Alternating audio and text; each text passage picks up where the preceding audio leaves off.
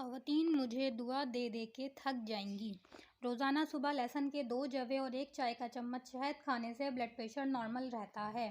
سردی کے موسم میں تیل کی مالش کرنے سے گیس کی بیماری ختم ہو جاتی ہے۔ ایلومینیم کی کڑھائی وغیرہ جل جانے سے بد شکل ہو جاتی ہے، اسے صاف کرنے کے لیے ریگ مال کا استعمال کریں۔ سردیوں کے موسم میں اکثر ناریل کا تیل جم جاتا ہے، اس میں 8 سے 10 قطرے کیسٹر آئل کے ملا دیں، تیل نہیں جمے گا۔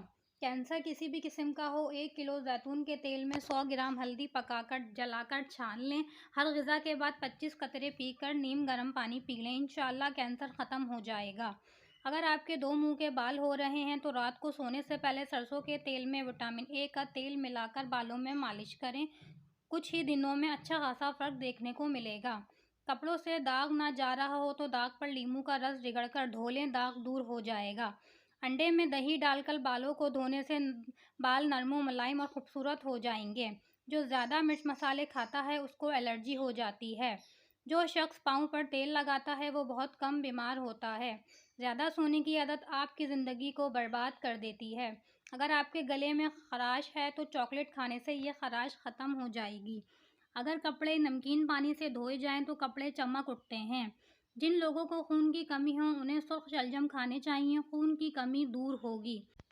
گھر میں رات کو روشنی کے لیے ہمیشہ سفید بلب استعمال کریں۔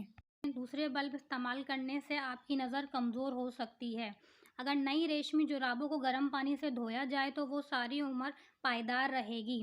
ہاتھ کی چھوٹی انگلی میں زیتون کا ہلکا سا تیل لگا کر آنکھوں کے باہر کی طرف مالش کریں، آنکھوں کے گرد ہلکے دور ہوتے ہیں۔